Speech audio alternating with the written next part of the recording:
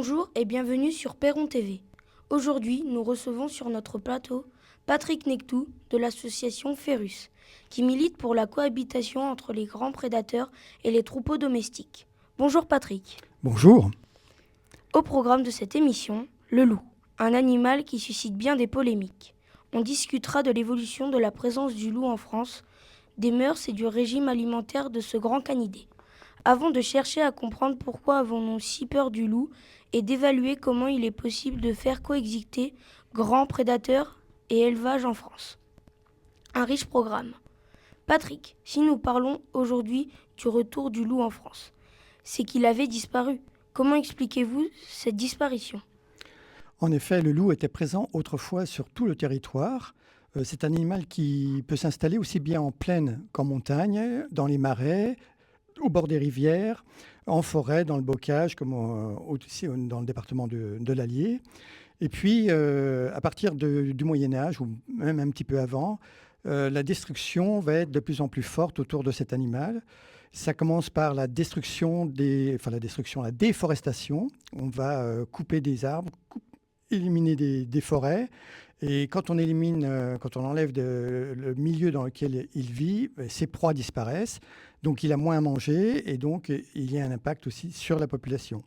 Ensuite, il y a eu, je dirais, au fil des siècles, des campagnes de destruction de l'animal suite à la rage, puisqu'il était vecteur de la rage. Aussi par, une croyance que l'animal était extrêmement dangereux, féroce, donc il fallait l'éliminer à tout prix. Et donc, au fil des siècles, et le développement industriel également, l'extension des villes, la construction des routes, du chemin de fer, va entraîner au fil des ans la disparition totale de l'animal. Alors, c'était général sur l'Europe. Ça a commencé par la disparition en Angleterre au XVIe siècle, et puis dans les autres pays, au XVIIe, au XVIIIe, et en France. C'est au XXe siècle. Les derniers loups ont été tués dans les années 1930 dans le Limousin, donc pas très loin d'ici. D'accord. La disparition du loup est le résultat de plusieurs causes. Comment explique-t-on alors le retour du loup ? Eh bien, c'est le phénomène inverse. C'est-à-dire que jusqu'au XXe siècle, il y a eu des développements économiques ou des opérations de destruction du loup. Et à partir du XXe siècle, c'est le phénomène inverse. C'est-à-dire qu'il va y avoir la déprise agricole qui fait que les jeunes ne veulent pas rester dans les campagnes, ils vont venir travailler dans les villes. Et ce phénomène-là va entraîner, je dirais, à nouveau une recolonisation des végétales. Donc les forêts vont être de plus en plus denses, de plus en plus nombreuses. Donc ça veut dire retour des proies, des ongulés dont se nourrit le loup. L'espèce a été protégée puisqu'il avait failli disparaître. Puis les lois sont arrivées, on l'a protégé.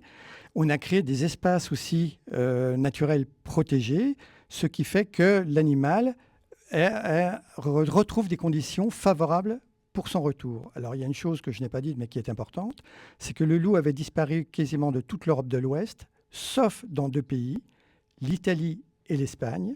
Et les populations qui ont résisté en Italie se sont développées et ont colonisé l'Italie du Nord, sont arrivés dans les Alpes, et c'est en début des années 90 que le loup est revenu en France par les Alpes du côté du Mercantour.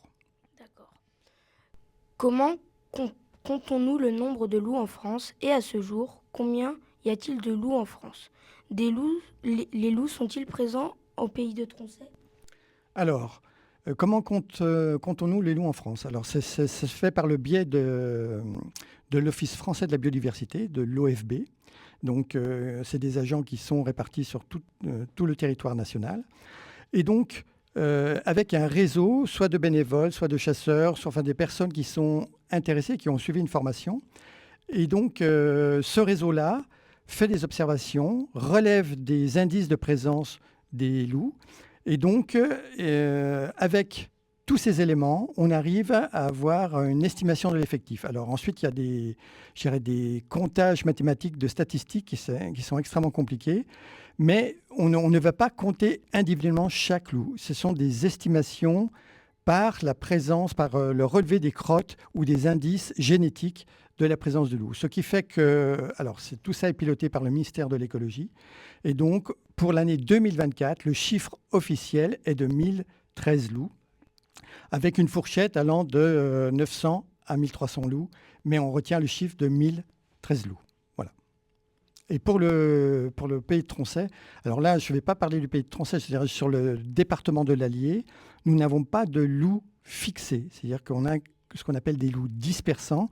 C'est des loups qui vont traverser le département en fonction des saisons, mais qui ne sont pas installés. Il n'y a pas de couple reproducteur, il n'y a pas de meute. Mais par contre, les départements voisins, on a des loups qui sont là, bien fixés, comme dans la Nièvre, la Creuse ou la Saône-et-Loire. On l'a compris, le loup est désormais bien de retour en France. Passons maintenant dans le vif du sujet et apprenons à mieux connaître le loup. Ses mœurs, son régime alimentaire et son comportement. Comment le loup se déplace en meute? Quelle est la hiérarchie au sein de la meute? Oula, ça fait beaucoup de questions tout ça. Alors, bon, le loup est un mammifère, je dirais le carnassier. Donc, la particularité de cet ordre, c'est qu'il a des dents qu'on appelle les carnassières, qui servent à déchirer la viande. Donc, c'est une caractéristique des carnassiers. Et ensuite, c'est la famille des canidés, donc un museau assez long, avec un système notamment olfactif très développé qui va lui permettre de sentir, avec un odorat développé, de sentir, je dirais, à la fois des éléments liés à sa meute, mais aussi à ses proies. Alors, ce loup, qui est une grosse bête, vit en meute. Alors, qu'est-ce qu'une meute? Une meute, c'est une unité familiale qui s'installe dans un endroit, un milieu, qui vont fonder une famille, donc avec une reproduction. Et au sein de ce groupe familial, donc il y a le couple dominant, qui est le couple qu'on dit alpha, avec les descendants les saisons suivantes, donc après la reproduction, et puis les jeunes de l'année en cours. Et une meute, je dirais, pour l'Europe de l'Ouest, et notamment en France, donc, c'est au maximum 10-12 individus au moment où toute la famille est ensemble, c'est-à-dire à l'automne, où les jeunes vont commencer à chasser avec les adultes. Mais sinon, une meute, je dirais, lorsque la dispersion a lieu, c'est quelques individus, 5-6 individus maximum. Donc on est loin des meutes de 30-40 loups que l'on peut lire dans la presse, ou de la littérature, ou dans les pays comme au Canada. Donc, voilà. Alors ensuite, dans la meute, il y a une hiérarchie en effet qui est très, très installée. Il y a le couple dominant et puis les autres. Et les autres obéissent à ce couple dominant. Alors parfois, il y a des conflits. Alors tout ça, entre eux, c'est des postures de l'animal. C'est la queue qui se dresse, qui se rabat. C'est les oreilles aussi qui bougent. C'est les babines qui se retroussent et qui montrent les crocs. C'est quelques grognements. Mais l'intérêt de la meute, c'est de pouvoir vivre en collectivité et de faire des choses en groupe. Donc ça veut dire une défense de territoire groupée, donc c'est extrêmement efficace, une chasse ensemble, et aussi il y a le nourrissage des jeunes qui se pratique avec l'ensemble des membres de la meute. Quel est le régime alimentaire du loup et que mangerait-il si les animaux d'élevage étaient parfaitement protégés? Alors, le loup est un carnivore, donc un zoophage. Il va se nourrir d'autres animaux. Les proies naturelles du loup, ce sont les ongulés, donc les animaux comme le cerf, les chevreuils, pour les loups en plaine, et le sanglier. C'est un des rares prédateurs naturels du sanglier. Et le sanglier, Dieu sait s'il pose des problèmes actuellement, mais c'est un des rares animaux qui est capable de tuer, de manger les sangliers. Et puis, en dehors de ça, dans les zones de montagne, donc là, on va trouver d'autres proies, les chamois, les mouflons, les bouquetins. Et puis, alors, bien sûr, puisqu'il y a une activité liée à l'agriculture, à l'agropastoralisme, le loup va aussi, prédater, capturer des moutons, des chèvres ou des veaux qui sont dans les élevages. Et voilà. Est-ce que le loup tue uniquement les animaux qu'il va de manger ou fait-il plus de victimes?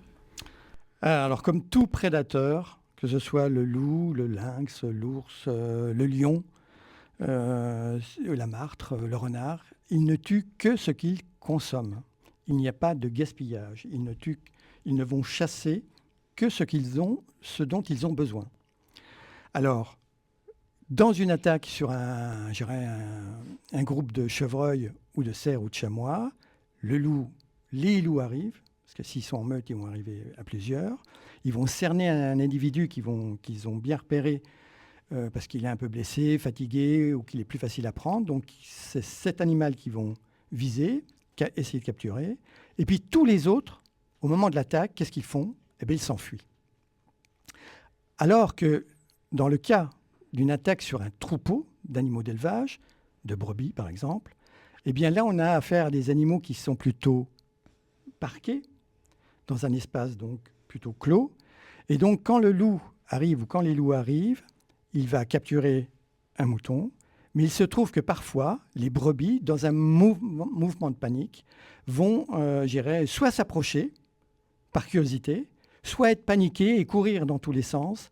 Et à ce moment-là, le loup va aussi paniquer, ça va l'énerver, ça va l'exciter, et il va là tuer plus de bêtes qu'il ne va en consommer. C'est ce qu'on appelle le phénomène de l'overkilling, du surplus de tuer. Et à ce moment-là, ça se comprend, ça agace et ça entraîne le mécontentement des éleveurs, parce que là, on a un nombre de bêtes qui est beaucoup plus important morts, et en plus, le loup ne les consomme pas. Mais ça, c'est des phénomènes qui existent, qui sont irréguliers, ce n'est pas, la constante, mais ça existe également. Comment on établit que le loup est le coupable d'une attaque et qu'elle n'est pas le fait d'un autre animal ? Alors, la procédure d'identification du coupable lors d'une attaque de loup, ça passe par, des étapes très réglementées. C'est-à-dire que l'éleveur, il peut demander une indemnisation, donc une compensation financière par rapport aux bêtes qui ont été tuées par le loup. S'il veut bénéficier de ces indemnisations, il a 72 heures, donc le matin, imaginons qu'il se lève le matin, il va voir son troupeau, il constate qu'il y a eu une attaque de loup dans la nuit, donc il y a des bêtes mortes. Donc là, il a 72 heures pour contacter la direction départementale du territoire, la DDT, qui est présente donc dans chaque département. Et quand il a envoyé son information, les services de l'État ont 48 heures pour aller constater le dégât sur le terrain. Et là, ce sont essentiellement les agents de l'Office français de la biodiversité, de l'OFB, qui vont se déplacer et là, qui vont constater. Alors là, ensuite, il faut suivre une formation. Il y a des éléments, des indices qui montrent que c'est bien le loup. Alors parfois, c'est impossible, si le cadavre a été trop longtemps exposé au soleil ou à la pluie, donc on perd des indices. Si l'animal est trop abîmé, donc on peut pas dire. Mais il y a quand même la peau du cou est retournée. Alors ce qu'il faut savoir, c'est que le loup va étouffer la proie. Il ne va pas la déchirer du premier coup pour la tuer, il va l'étouffer. Et donc on a des canines qui percent à des endroits bien précis au niveau du cou. Donc on regarde tout ça, on mesure le diamètre. Les agents de l'OFB font tout ça. Et puis, il faut un constat qu'ils envoient ensuite à nouveau à la direction départementale du territoire. Et là, en fonction des éléments du dossier, la DDT valide ou pas la possibilité d'indemnisation. Parce qu'il peut y avoir plusieurs cas. L'animal, le mouton peut être décédé suite à une cause qui n'est pas liée à une prédation, au loup ou à d'autres animaux. Il peut être, on peut déterminer la cause, mais qui n'est pas le loup. Mais si on dit que le loup a pu, donc on dit loup non écarté à ce moment-là, et là, même si on n'a pas prouvé que c'est le loup, mais il est possible que ce soit le loup, là, il y a indemnisation auprès des agriculteurs. Pour terminer cette deuxième partie de notre interview, on a vu que le loup est un redoutable prédateur. Quels sont les prédateurs du loup ? Oui. Alors c'est une question que l'on me pose souvent quand on passe dans les écoles. Les grands prédateurs, comme le loup, l'ours, le lynx, le lion, ils n'ont pas de prédateurs. Alors qu'est-ce qui limite la population de ces grands prédateurs ? Eh bien, c'est la quantité de proies disponibles sur leur territoire.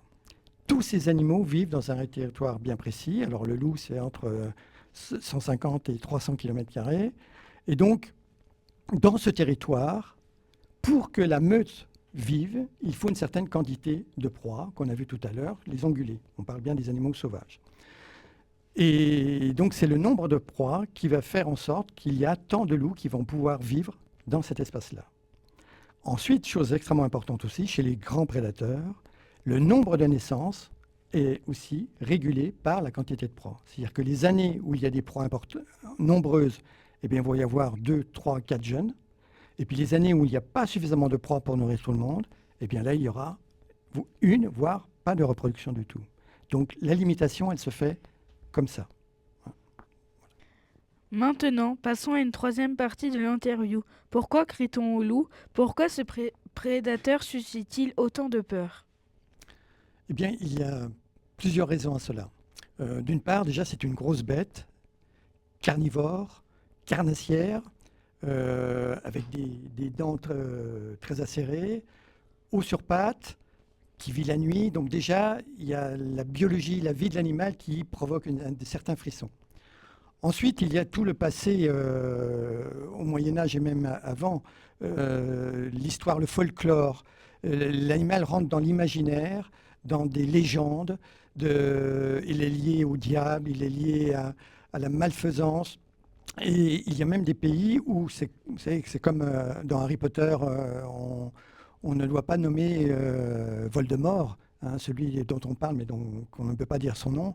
Eh bien, des pays comme ça, on ne devait pas dire le mot loup de peur qu'il arrive quelques jours après.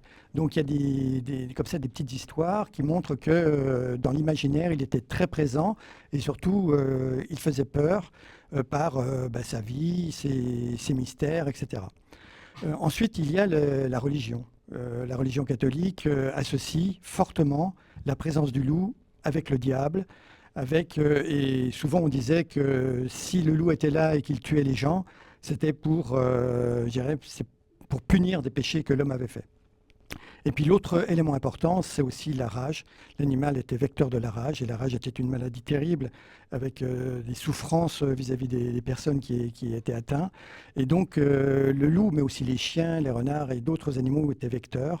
Et tant que l'on n'avait pas, c'est grâce à Pasteur, donc à la fin du 19e, qui va mettre au point le vaccin contre la rage, eh bien on allait éliminer, il y avait des campagnes d'éradication de la présence du loup pour éviter la présence de la rage. Et tout ça, tous ces éléments ont entraîné, je dirais, dans l'imaginaire, alors il y a même des contes plus ou moins modernes, ou retravaillés, qui font que qui n'a pas entendu parler du Chaperon rouge ou du roman de renard, etc., et qui reste ancré dans l'imaginaire, et souvent le loup est perçu comme ça, comme une bête malfaisante.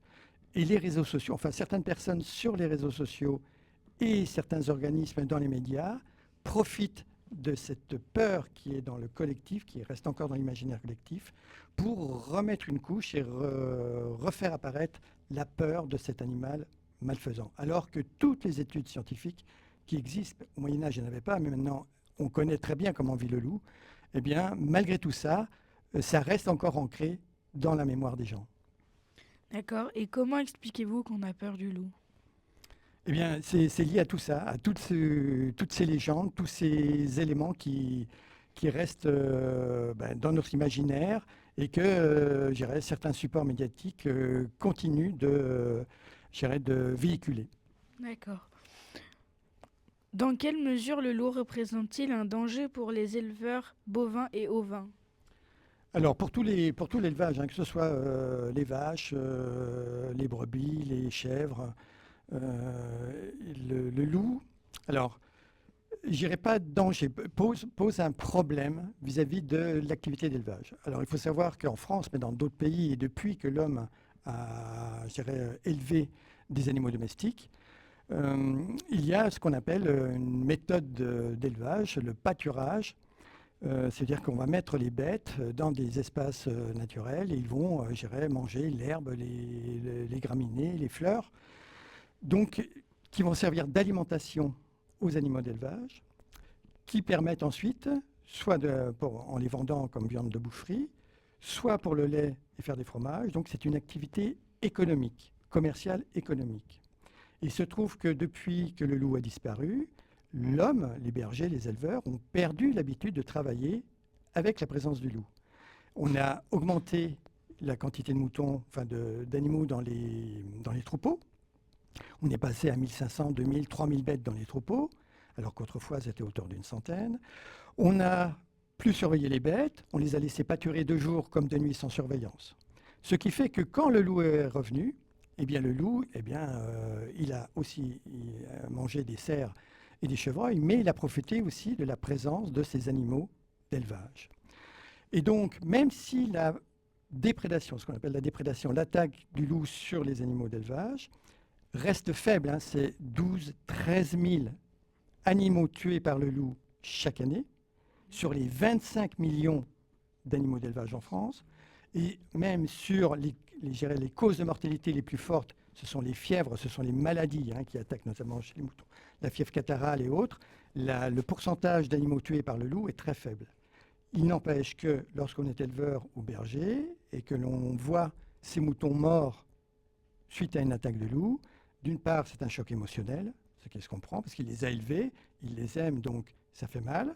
Ensuite c'est une perte économique puisque ces bêtes qu'il allait vendre, eh bien il va perdre son intérêt financier.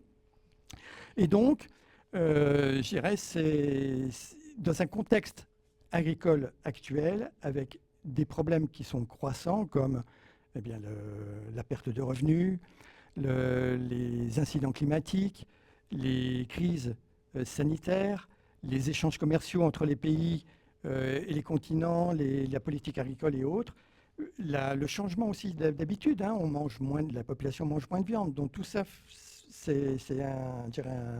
on est dans un système économique qui va en se dégradant pour l'agriculteur. Et l'arrivée du loup, c'est un problème supplémentaire. Ce n'est pas lui qui met en danger l'activité d'élevage, mais c'est un élément supplémentaire qui fait que l'agriculteur le vit moins bien ou le vit très mal. Voilà. Comment sont réglementées les autorisations de tirer le loup et quelles sont les sanctions auxquelles on s'expose si on tue un loup sans autorisation? Alors, en novembre, là, nous sommes en novembre 2025, et ce jusqu'en décembre de cette année, le loup est toujours une espèce strictement protégée par la loi française. Le statut du loup est passé de strictement protégé à protégé depuis le printemps 2025 au niveau de l'Europe. Mais le temps que la réglementation, la législation française se conforme à cette législation européenne, il faut attendre 2026. Donc aujourd'hui, si on veut éliminer un loup, alors déjà, il faut que ce soit autour d'un troupeau, il faut être éleveur ou berger, il faut que ce soit autour d'un troupeau. Ensuite, donc, la réglementation fait que si on tire le loup sans une autorisation, c'est un délit qui est puni par le Code de l'environnement. Donc on risque, si mes souvenirs sont exacts, jusqu'à 150 000 € d'amende et 3 ans de prison. Mais il y a des dérogations. Donc si on est éleveur ou berger, pour éviter des dommages trop importants sur son troupeau, si on n'a pas d'autres moyens de protéger son troupeau, on peut demander des tirs dérogatoires. Alors, les tirs dérogatoires, c'est des tirs, ce qu'on appelle des tirs létaux, c'est-à-dire qu'on va tirer pour tuer le loup. Alors, il y a des tirs, on ne va pas rentrer trop dans les détails, mais des tirs de défense simples, des tirs de défense, plus importants, et puis aussi des tirs d'effarouchement. Mais les tirs d'effarouchement sont très peu mis en place, c'est surtout des tirs de défense simples. Donc là, l'éleveur, un chasseur avec une autorisation et une assurance spéciale loup, il pourrait tirer le loup qui traîne autour du troupeau. Donc voilà, au niveau des tirs. Alors, une chose importante également, c'est que ces autorisations ne doivent pas mettre en péril la population française de loups. C'est-à-dire que l'État autorise 19% de la population totale française. C'est-à-dire qu'en 2024, le chiffre retenu, c'est 1024 loups présents, 1013 loups présents en France, et on a le droit de tirer 192 loups, donc jusqu'en décembre 2025. Voilà. Et là, le compte, vous allez sur le site de la DREAL Auvergne-Rhône-Alpes, donc, vous cliquez sur l'onglet loup et pastoralisme, et vous avez le décompte de loups tués semaine par semaine. Et depuis quand le loup est-il protégé ? Alors le loup est protégé, depuis qu'il est revenu en France, hein, donc depuis 1992, le loup était une espèce protégée, donc la destruction est interdite. Et actuellement, elle est toujours interdite. En 2026, ça va changer. Il y aura, un assouplissement au niveau des tirs de cette espèce. D'accord. Dans quelle région le loup pose-t-il le plus de problèmes? Est-ce là où il est le plus nombreux? Alors, il faut qu'on voie un petit peu la carte de France et la situation des populations de loups sur cette carte. Alors là où il y a le plus de populations et les meutes installées, c'est surtout tout l'arc alpin et la Provence, donc des Alpes du Sud jusqu'aux Alpes du Nord, le Jura. Et ensuite, on a quelques meutes qui sont installées, enfin quelques meutes, quelques individus, quelques couples vraiment fixés en Lozère, dans le Limousin et l'Est de la France. Ensuite, toute la France, il y a des loups dans toute la France, mais ce sont des loups ensuite qui sont dispersants, c'est-à-dire qui se déplacent, qui cherchent à s'installer, mais qui ne sont pas encore fixés. Dans le département d'Allier, pour l'instant, on a des loups qui traversent le département, qui peuvent croquer comme ça, parfois quelques brebis à un endroit, mais ils ne sont pas fixés. Et la plupart des départements français sont comme ça.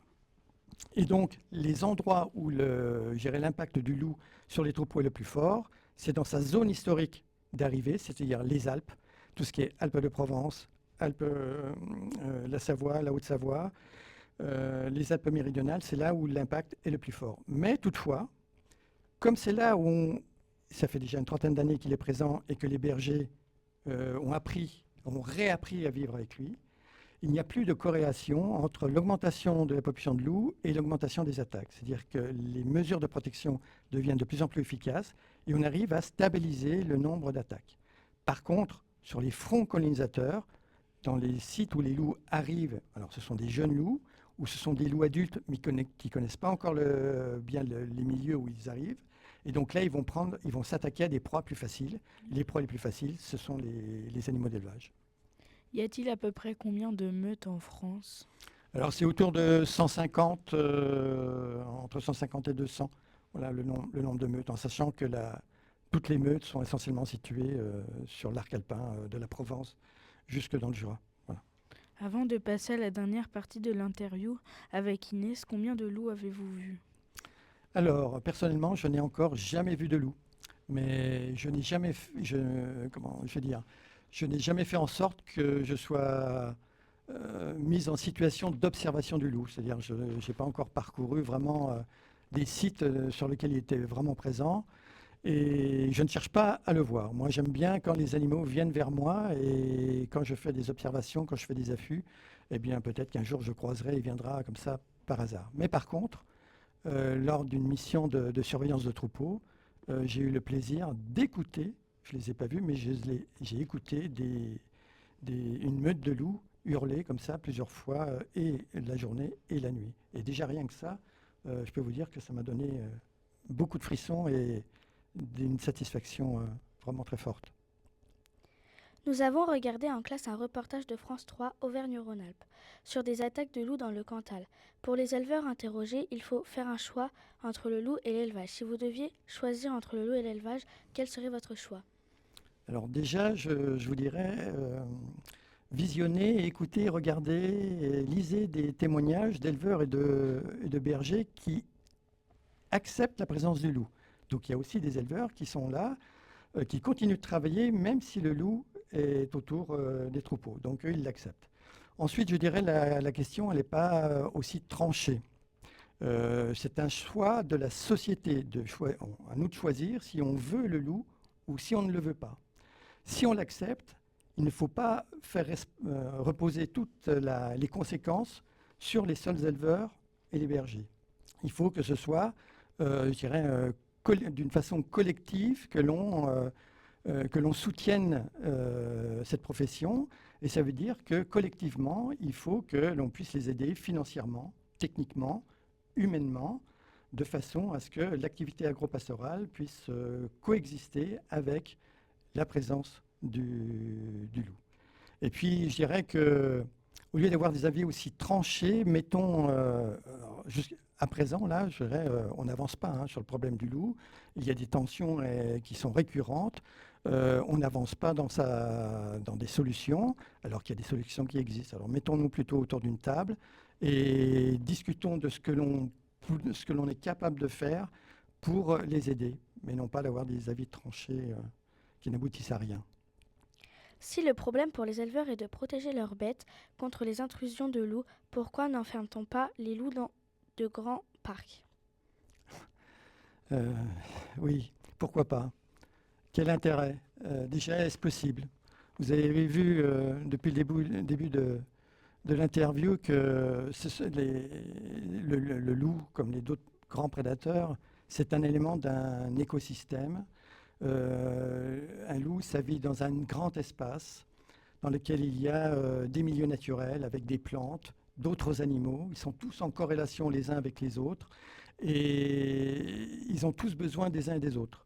Le fait de vouloir dire on va les mettre dans un parc et ça va résoudre le problème, d'une part, déjà, il faut des parcs, vous avez dit tout à l'heure, c'est des territoires de 150 à 300 km², donc vous imaginez un peu le travail de mettre des clôtures, en plus, il faut les entretenir, etc. Et puis, c'est lié à les territoires sont plus ou moins variables, ça dépend de la quantité de nourriture qu'il y a à l'intérieur, etc. Donc d'une année sur l'autre, ça change. Donc ça serait ingérable. Et puis ça ne résoudrait pas le problème. Il y a toujours, je dirais, dans ces espaces-là, la présence de l'homme, des infrastructures routières et autres. Donc comment voulez-vous concilier ça? Il vaut mieux trouver des solutions pour vivre ensemble que plutôt parquer les uns et les séparer des autres. On n'apprend rien en faisant ça.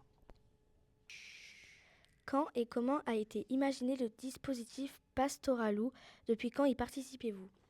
Alors, pour protéger efficacement son troupeau, il faut 3 éléments. Une présence humaine, de jour comme de nuit. Il faut parquer ces animaux, je dirais la nuit, avec des filets électriques autour, donc de façon à ce que les bêtes ne sortent pas, soit bien quand on est à un endroit précis la nuit. Et puis, ce qui était intéressant, qui aide beaucoup aussi, c'est la présence des chiens de protection de troupeau et autres. Alors, le dispositif Pastoraloup, c'est une action qui existe depuis une vingtaine d'années, qui a été mise en place par l'association Ferrus et dans d'autres pays également, ce n'est pas spécifique à la France, c'est que l'on sollicite des bénévoles, donc, qui vont, alors, suite à une formation, vont pouvoir passer 1 à 2 semaines à surveiller un troupeau, de jour comme de nuit, auprès des bergers ou des éleveurs qui le demandent. Comment concilier le bénévolat dans Pastoraloup et une activité personnelle? Alors, c'est du bénévolat, donc ça veut dire que toute personne majeure peut participer à ce genre de mission. En 2024, ce que je peux dire, c'est que l'âge le plus jeune avait 22 ans et le plus âgé 70 ans. Ils sont de tout horizon socio-culturel. Il y a aussi des gens, donc bien sûr, qui sont salariés et qui vont, je dirais, prendre leurs vacances pour, je dirais, participer à ces missions. Combien de bénévoles participent à ce dispositif? Alors, actuellement, il y a environ 700 bénévoles qui ont été formés. Et je dirais, chaque année, on en forme une 60aine supplémentaire, de façon à avoir un vivier comme ça sous la main qui puisse répondre, je dirais, rapidement et efficacement à la demande des éleveurs. Et l'an dernier, ça a mobilisé 90 personnes, entre 90 et 100 personnes, pour répondre donc à cette surveillance des troupeaux. Lorsque vous assurez des rondes dans le cadre de Pastoraloup, n'avez-vous pas peur de vous retrouver face à l'animal? Alors, non, on n'a pas peur. Si on est là, justement, on a une mission qui est de protéger le troupeau, d'aider le berger. Donc, l'objectif, c'est de faire du bruit, de montrer la présence humaine, de façon à ce que le loup évite le troupeau et ne vienne pas donc prendre les bêtes. Alors, on n'a pas peur. Pourquoi? Parce qu'on sait très bien, le loup a peur de l'homme et donc il n'y a pas de danger vis-à-vis de ça. L'homme n'est pas une proie naturelle du loup. Merci Monsieur Neclou d'être venu sur notre plateau. Je suis certaine que nos téléspectateurs auront appris beaucoup de choses sur le loup. Eh bien, merci à vous, merci de votre accueil. Merci également à notre équipe en régie et sur le plateau. On se retrouve bientôt dans une nouvelle émission sur Perron TV.